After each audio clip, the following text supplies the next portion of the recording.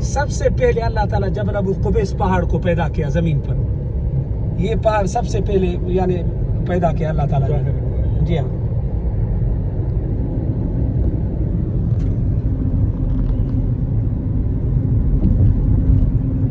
ایک روایت میں ہے کہ نبی کریم صلی اللہ علیہ وسلم نے حضرت ابراہیم علیہ السلام نے جب حج کا اعلان کیا تو جبل ابو قبیس پر چڑھ کر اور اعلان کیا. دوسری روایت میں ہے کہ صفا پہاڑ پر.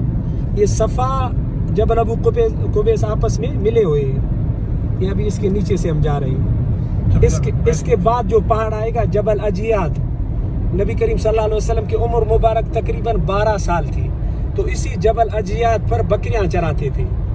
ایک 12 سال کی عمر میں یہاں بکریاں چرائی ہیں اور دوسرا بچپن میں اماں حلیمہ سعدیہ بنی سعد میں بکریاں چرائے ہیں اپنے رضائی بہن بھائیوں کے ساتھ.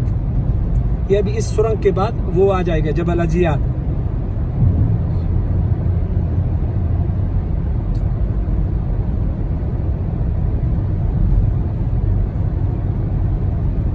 یہ ابھی یہ جبل اجیاد ہے. یہ